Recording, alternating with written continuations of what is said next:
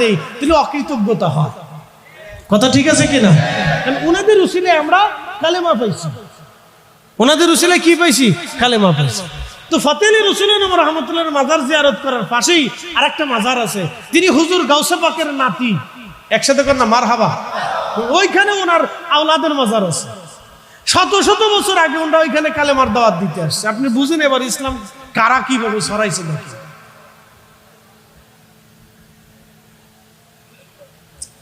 তা আমি মাজার জিয়ারত করার উদ্দেশ্যে বাসে উঠছি, তো দেখি এক বেডি বাসের ভিতরে উঠছে, বেডির প্যান্ট পরা, শার্ট গায়ে দেওয়া, মাথার ভিতরে হেজা।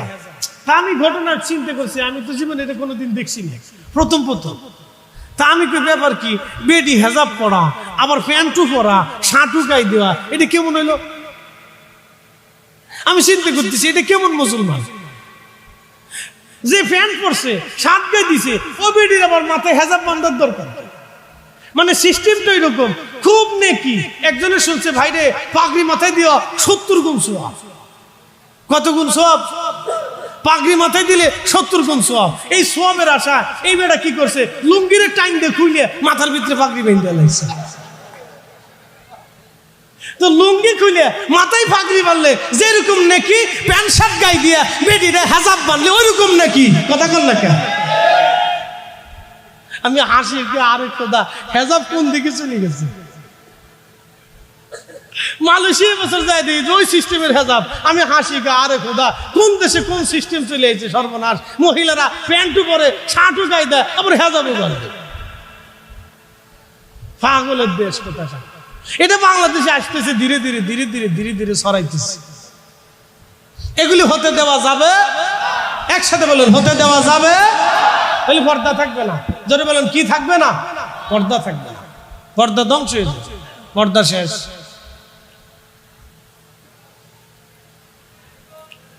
প্রিয় উপস্থিতি হাজিরিন, সাহাবীদের জমানাতে আরেকজন ওলির জীবনী শোনাই। একসাথে কর না মারহাবা। শোনাবো না? আসতে করেন না, জোরে বলেন, শোনাবো নি? শুনাইছি। সে ওলির নাম আবু মুসলিম আল খাওলানি রহমতুল্লাহ। তিনি কিবারুত তাবিঈন, কিবারুত তাবিঈন। শুনে যান। কিন্তু মনে রাখবেন, মানুষ সবসময় নেগেটিভের দিকে বেশি ধাবিত হয়। এই শোনেন, আমার দিকে শোনেন, মানুষ মন্দ প্রবণ। আবার শোনেন, মানুষ মন্দ প্রবণ। ভালো করে শোনেন, মানুষ কি প্রবণ? মন্দ প্রবণ। মানুষ মন্দ প্রবণ। দুধ রাখবেন, দুধ খাবে না, কিন্তু পাশে মদ রাখবেন, মদ খাবে। কে আসতে ঠিক করেন? কে জোরে বলেন? দুধ খাবে না, দুধ খাবে না, পাশে মধু রাখবেন, মধু খাবে না, কিন্তু পাশে যদি বাবা রাখেন, ইয়াবা রাখেন, তো ইয়াবা খাবে। এলে মানুষ মন্দ প্রবণ। মানুষ কি প্রবণ? মন্দ প্রবণ। মন্দের দিকে মানুষের মন ঝুঁকে চলে যায়, বেশিরভাগ খালি মন্দের দিকে চলে যায়। এই জন্য যেই নারীরা পর্দা ফসিতে করে রাস্তায় চলে, ওই নারীদের দাম নাই। যেই বেডি ল্যাংটা হইয়া কুকুর জুকুর করে সরে, ফুলাফান ওই বেডির পিছনে পিছনে দৌড়ায়। এলে মন্দ প্রবণ। হ্যাঁ, মনে রাখবেন, মানুষ মন্দ প্রবণ। মানুষের দিল মন্দের দিকে চলে যায়, বারবার খারাপের দিকে চলে যায়। সূত্র এটা আমার বক্তব্য না, মানুষের দিল মন্দ প্রবণ। দেখবেন সারা রাত ভরে এই নাটক, সিনেমা, এইটা সেটা, বেডি বেডি, নাচানাচি, এগুলি দেখবে, কিন্তু কোরআন শরীফ পড়বে না। কথা কন না, ঠিক কিনা? মানুষ মন্দ প্রবণ। এগুলো সূত্র, এগুলো শিখবেন, এগুলো বুঝবেন, দরকার আছে। মানুষ মন্দ প্রবণ।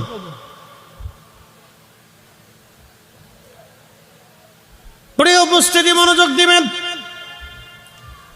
তো ওই সময় ভণ্ড নবীর লোকেরা টাকা পয়সা পাইয়া, কি পাইয়া? টাকা পয়সা পাইয়া, সুযোগ সুবিধা পাইয়া ওই দলে ভিড়ে গেছে।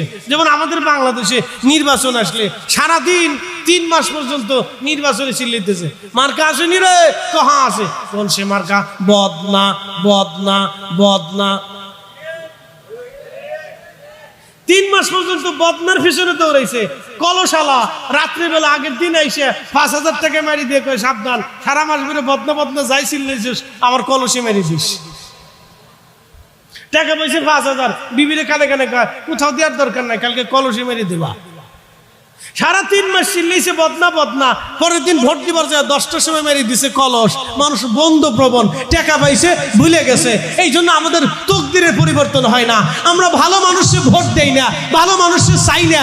আমরা চোর বাটপার সিটারে ভোট দেই, পরে আমরা বসে বসে কান্দি, রাস্তা নাই, ঘাট নাই, এটা নাই, সেটা নাই, এটা চুরি, সেটা চুরি, গম চুরি, চাল চুরি, তেল চুরি, বেল চুরি, সব চুরি, চোরে চোরে চোরে চোরে সারা দেশ গেছে বই দিয়ে। কথা কর না ঠিক?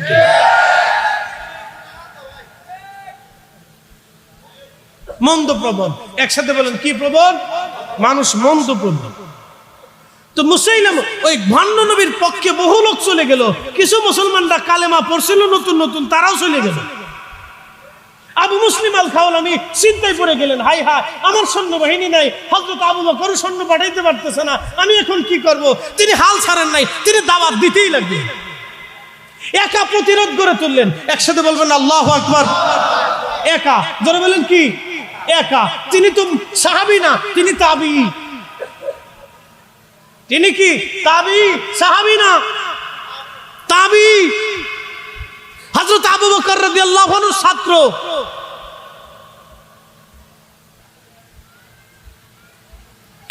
আবু মুসলিম আল খাওলামি বললেন, আমাকে যদি আগুনের মধ্যে তোমরা ফেলে দাও, আগুন যদি আমাকে পুরাইতে পারে, তাহলে আমার নবী মিথ্যা।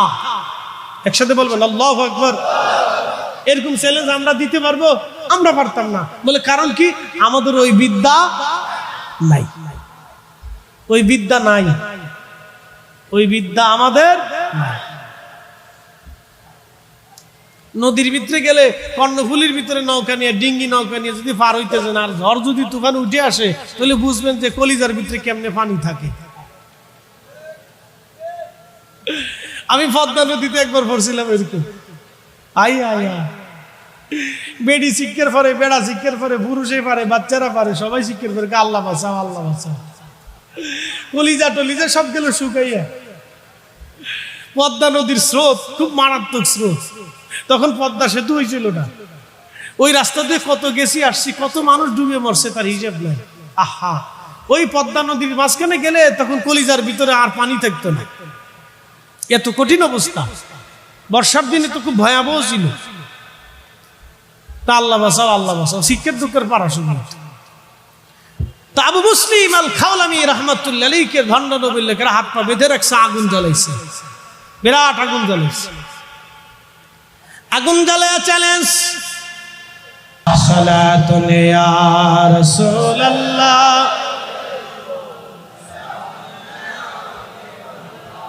আহা সালাতুন ইয়া রাসূলুল্লাহ,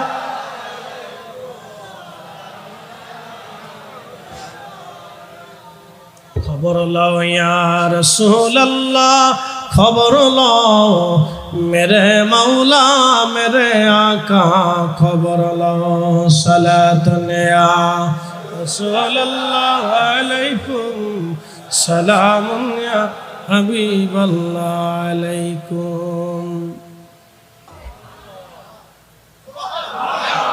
জোরে জোরে জোরে জোরে। ইসলাম এইভাবে আসছে।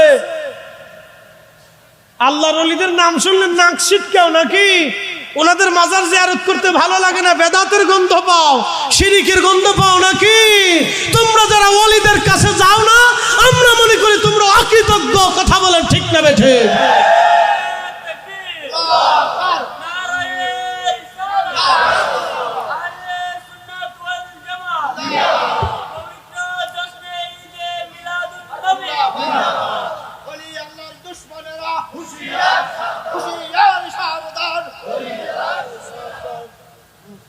মালদ্বীপে নাগরিকত্ব পেতে হলে মুসলিম হওয়া শর্ত। মুসলিম হতেই হবে তাকে, মুসলমান ছাড়া কেউ নাগরিকত্ব দেবে না। কারণ একসাথে সবাই মিলে মুসলমান হয়েছিল সেই দিন। একসাথে বলবেন আল্লাহু আকবার। যুদ্ধ লাগে নাই, তলোয়ার লাগে নাই, রক্ত লাগে নাই, কোরআন শরীফের মুজিজা দিয়া, কেরামত দিয়া আল্লাহর ওলিরা এইভাবে সারা পৃথিবীতে কালেমার সুমহান মর্যাদা ছড়িয়ে দিয়েছে।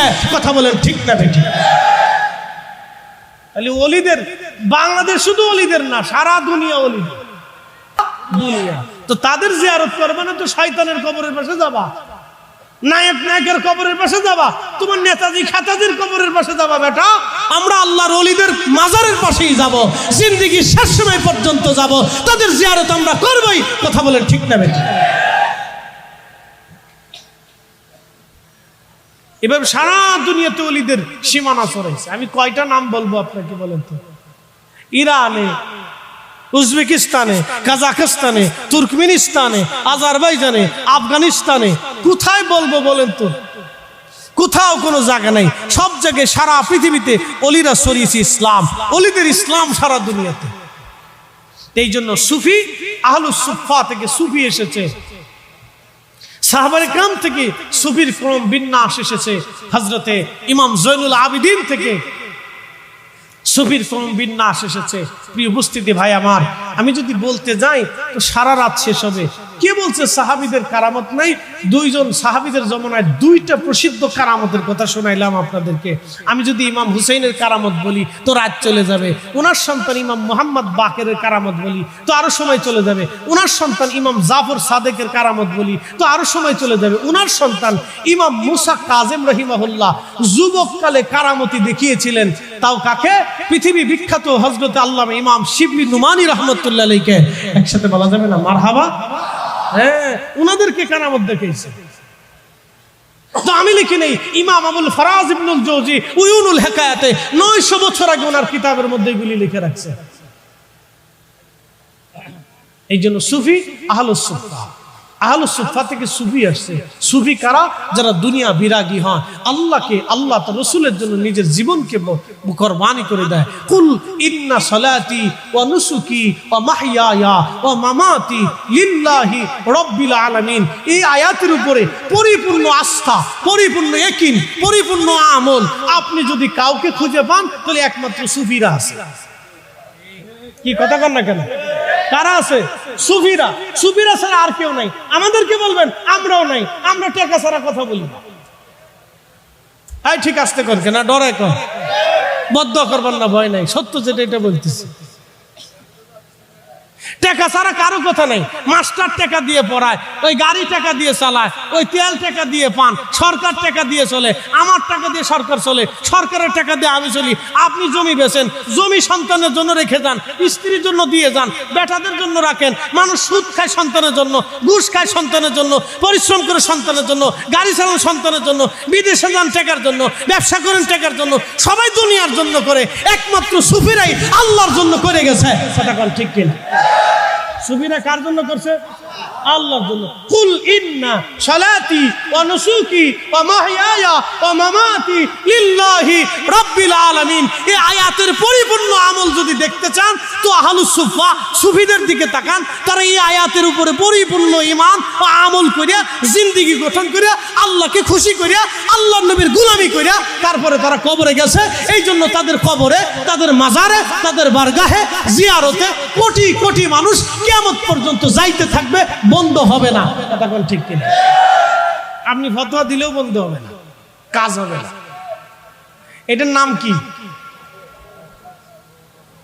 এটা চট্টগ্রামে কি কয়? ফটো না, না, এমনি নাম কি? আমরা কই বুড়া আঙ্গুল, বুড়া আঙ্গুল, বৃদ্ধাঙ্গুল, বুড়া আঙ্গুল। আমাদের দেশে আর আরেকটা নাম আছে কলা, কলা, কলা, কলা। কিচ্ছু না, কিচ্ছু না,